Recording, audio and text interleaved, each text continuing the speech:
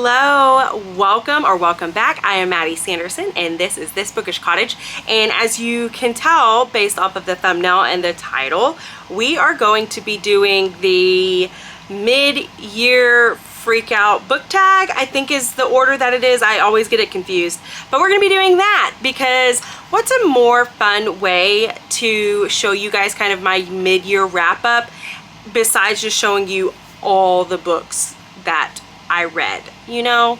So what this tag is it is questions that were originally created. I cannot remember who, but I will try and link them down below. But these are questions that they are asking just to kind of get our, you know, opinion or get a feel for where we're at halfway through the year. So I'm going to show you all the questions and then I will hopefully be able to answer all of these.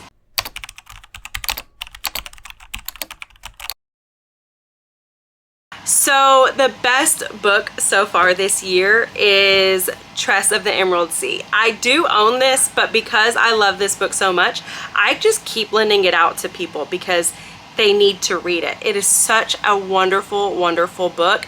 I loved every minute of it. I loved this new world that was being created. I loved the characters. It was just fantastic. I just love how just everything. And I know that some people say that this book doesn't actually remind them of Princess Bride, but it does me because to me it was exactly what Brandon Sanderson was wanting, which was how do we take Princess Bride and then make Buttercup actually be a productive member of society, basically. And I loved that. It was so good. I am obsessed with Tress, and I'm obsessed with everything about this book. This one was hard for me to choose because there were so many series that I just started this year since I've really gotten heavily into reading over the last year, and there were a lot of sequels. But I would have to say that as of right now, I believe my favorite sequel is Scarlet. This is from the Lunar Chronicles. You guys have heard me talk about this endlessly in all sorts of videos. I did a books and baking about this one and its predecessor, and I just love these books. Scarlet is such a good and wholesome character, and I loved how Marissa, right? Yeah, how Marissa Meyer did take these wonderful stories that we grew up with and then flipped them on their heads, made them futuristic, but then still kept the same vibe and the same procession as the original stories that these were derived from. I just loved this series, and Scarlet is definitely a wonderful sequel, and I cannot wait to actually read the third one, which I'm sure will also be a wonderful sequel.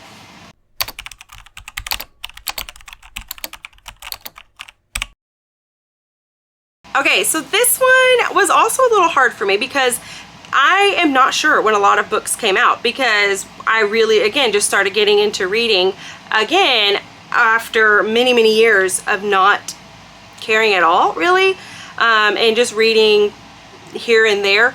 So getting back into this, all these books are new to me. They're all brand new releases to me, but I tried to stick as close to what the actual question is asking. So the book that I would choose is Sunlit Man. Yes, this is also another Brandon Sanderson. You were probably going to pick up on the fact that I am a Brando Sando fan, hardcore. I love him. I love everything that he has done. There has yet to be a book that I'm like, no, that's not it. Because I like them all. Whether I like them, you know, they might be a 3 point, so like they're still pretty good, or they're all the way up to 5 stars. I don't know. But this book I have started before, but I really had way too much going on to be able to focus on this one and to be able to give it the time that it deserved. So I am ready to pick this one back up, and I am excited to see what else is going to happen in this Cosmere.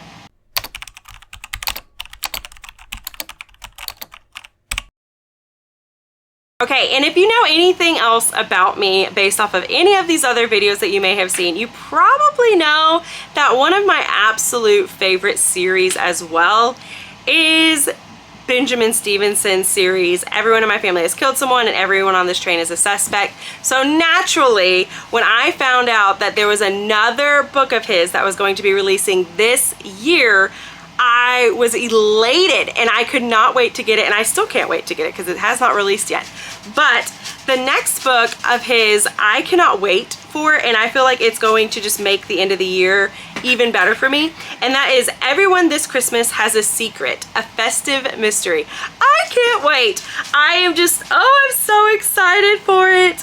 It comes out October 22nd, so I know like I'll have time to pick it up before Christmas, and this is definitely one that I'm gonna be reading at Christmas time.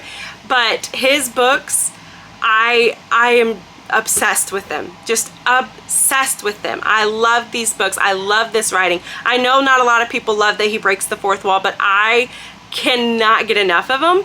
So I'm like, Benjamin, please break all the fourth walls you want, because I love this style of writing so stinking much. And this is just gonna make my Christmas even better. Okay, so my biggest disappointment, I have actually, as far as I can remember, never talked about this book on my channel. And that is The Shadow in the Mirror or In the Glass. One of those. You can see it here.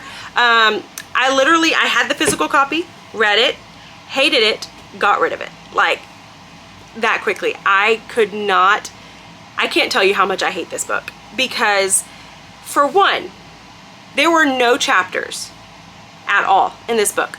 And I don't know if that was just like a creative writing style, but I personally hate that. Whenever I am having to read 300 pages and there is no break, that is rough. I did not like that. So let me just tell you about this book a little bit. This book is about Cinderella-ish.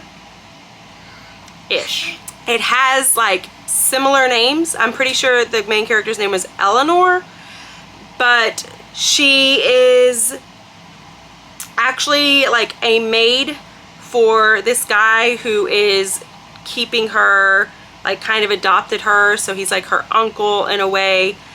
And there's like, I legit don't even know. I don't even know how to explain what happened in this stinking book, because she meets like this, it's what would be considered the fairy godmother, but she's like creepy and she's dark, and I don't mind that. I love a good gothic tale of a different story. I love that sort of stuff when it's done right, and this was just not that. And so this dark thing, you are trying to figure out, like, is it a demon? Is it just a bad fairy? Is it a bad witch? This witch thing gives her 7 wishes, but every wish has a price, and you start learning that every wish, the price is someone dies. But then as these things start progressing, you start wondering, like, okay, how are these people dying? Are they actually dying of these causes? Is it someone else? Or is this person, like Eleanor, the main character, doing this? You just don't know. And so then at the end, the last wish is one that will, like, it's going to kill her. And so she says, like, well, I'm not going to be able to make this wish. But basically the demon thing or whatever it is, knows that people are incapable of that. So she knew that Eleanor was eventually going to make the 7th wish and that she was going to get her soul. So then Eleanor decides, I am going to fight for my soul. So you have Eleanor leaving the ball like Cinderella did, and she's running to this demon thing where she's supposed to be meeting her, and she just runs into her, and like that's it. And there's no explanation, there's no ending, there's just all of a sudden the only thing that's left of this girl is her shoe, and we have no idea like what actually happened. We don't know if the demon person lady thing was real, or if this was all just a figment of her imagination, or like, guys, I have no idea. I hated this book so much. Whenever I'm describing it to you, I'm like, this sounds so cool, but I'm telling you, reading it was terrible. It was terrible. If any of you guys have read this, please talk to me about it, because I am just so confused still to this day, and I hated this book. All right, my biggest surprise is The Library of Borrowed Hearts. I love this book so deeply, and I'm shocked because I am not a romance person. Like, I just don't read them. I love a good Hallmark movie, don't get me wrong, I do. But I just don't read a lot of romance. And I randomly picked this one up because the cover was so cute. And I had the time of my life reading this book. It was so good. If you don't love romances, I'm telling you, this is still a great book for you. If you like stuff that's clean, you like stuff that's funny, you like that there's some mystery, but you also like that there's just unique ways of using books, talking about books, falling more in love with books. I mean, this is literally a book about books. Oh, it was so good. I love this book so much, and I could not recommend it more. This was my biggest surprise because I never in a million years thought that I would love a romance book as much as I love this one. Okay, well, this one is a little tough because Brandon Sanderson is technically a new author to me. I had never read him until I read Tress of the Emerald Sea, which was this year, and I love him. I love him. But I also really love Lucy Gilmore, who wrote The Library of Borrowed Hearts. She is wonderful. And I also really love Marissa Meyer.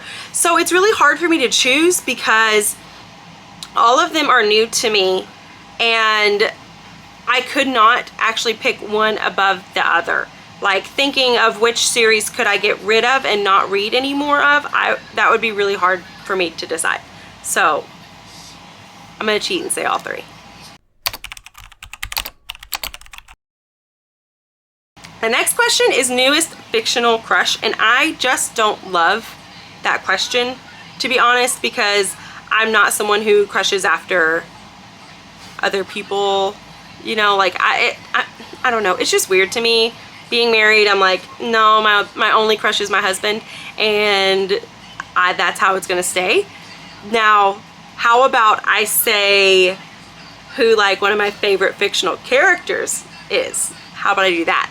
So oddly enough, my favorite fictional character is Dr. Oolong from Tress, who is a doctor and a zombie, and he is the best. I love him so much. He's the best comedic relief in that book.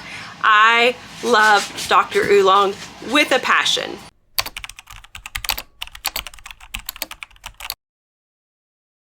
What is a book that made me cry? I think you guys know if you've watched my videos because I've talked about it a couple of times. But also, I have a video where I actually did a vlog for the week, and you actually get my reaction of me crying with this book because I was not expecting it. I thought I was just going to be ending this book and being like, oh my goodness, I love this so much. It was so good, which I was. I do think those things, but I also was ugly crying, like hardcore sobbing, like just drenched, because it made my heart shatter, but it also like picked up the pieces of it and like put it back together and made me feel even more whole than before whenever I had not read this book yet. And that is The Book Thief. I loved this book. So I kept going back and forth on whether my favorite book of the year was Tress or The Book Thief, to be honest. I'm torn between those two. And the only reason why I went with Tress is because Tress is one that I feel like I can read over and over again. And The Book Thief, I think I can read this again many years from now, but it is such a hard topic because it is during the Nazi regime that I don't think I can read it as often. So it's naturally going to be literally right underneath Tress. I love them both so much, but man, The Book Thief, if you've never read it, I'm telling you, I know you probably don't want to. You know, you're looking at it thinking this is a huge book. It doesn't sound good. It doesn't seem entertaining, but it is an amazing book. Marcus did such a wonderful job writing this book, and I think that every single person would actually benefit from reading this one. So that book absolutely made me cry.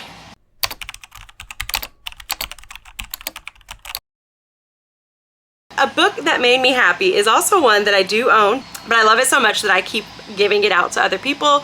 So that is Wizard for Hire by Obert Sky. I am obsessed with this book just as much as Tress and The Book Thief and all these other books. It was such a good book. It is a middle grade book following a kid who is hiring a wizard to help him to try to find his parents. And it sounds like, you know, whatever. Honestly, what drew me in was the fact that the book actually had like shiny gold on it. That's the reason why I was so drawn to it. But that entire series is fantastic. There is a metal bird named Clark, and he is the best thing about those books. But then it's just like, it's just so funny and it's so witty, and it's such a good time because you know it's going to be clean, you know it's going to be, you know, an easy read because it's middle grade, but it's also going to be a little more in depth than the books that you know, I'm usually reading to Piper or whatnot. And so it was such a great book. I actually have an entire Books and Baking dedicated to it, so you might want to check that out, and you also just want to check out this book because it is so good.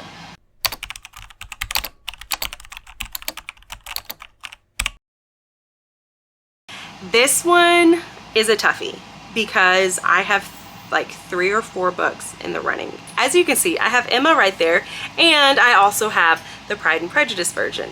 These were both bought this year, and I am obsessed with these covers. I think that they are beautiful, I think that they are glorious, and they are perfect for my cottagecore vibes. So these are probably the ones that I would say are 100% the prettiest book covers that I have bought this year.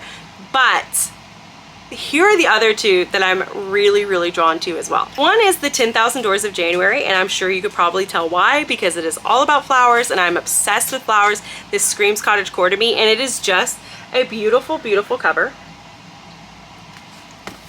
And then the second one, honestly, this is very much, it's not everybody's cup of tea, and that is Plum Tea Crazy.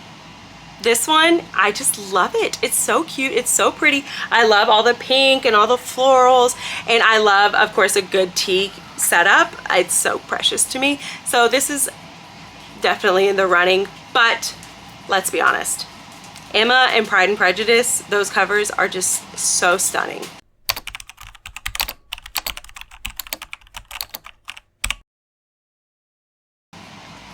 Well, this one is opening up a can of worms because I have a lot. I have this that I use to like track which books I'm wanting to read during the year, and I have not been following this because honestly I keep forgetting about these books until later on in the month after I've already chosen my books. I'm like, oh shoot, I was supposed to be reading certain books. So here's my long list of books that I'm supposed to be reading. My 24 of 24. I've only read 1, 2, 3. That's pretty bad. But I am reading 1, 2 of these this month, so that helps. Well, I'm sure you could probably tell that I look a little different than I did the other day. What for you was literally just a second ago. My camera battery died, and then as soon as that happened, we also ended up losing power on the boat. It was just a whole thing. So I was just like done for the day, and then yesterday ended up being crazy busy, so we were actually 2 days later, and I am going to be finishing up this video. I do still need to read The Cartographers, The Bone Witch. I need to finish The Adventures of Amina Al-Sarafi, which is happening this month, so I got that one. How to Date a Superhero and Not Die Trying, The Tattooist of Auschwitz. After the Forest, Where Ivy Dares to Grow, A Flicker in the Dark, The Library of the Dead, Never by Jessa Hastings, The Kingdoms of Savannah, The Foxglove King, The Frugal Wizard's Handbook for Surviving Medieval England, which I am reading this month as well, The Writing Retreat, The Vanished Bride, Emily Wild's Map of the Other Lands, Deep Light, Once Upon a River, Cloud Cuckoo Land, Echoes Among the Stones, and I need to start the very first book in the City of Bones. So that's a lot of books.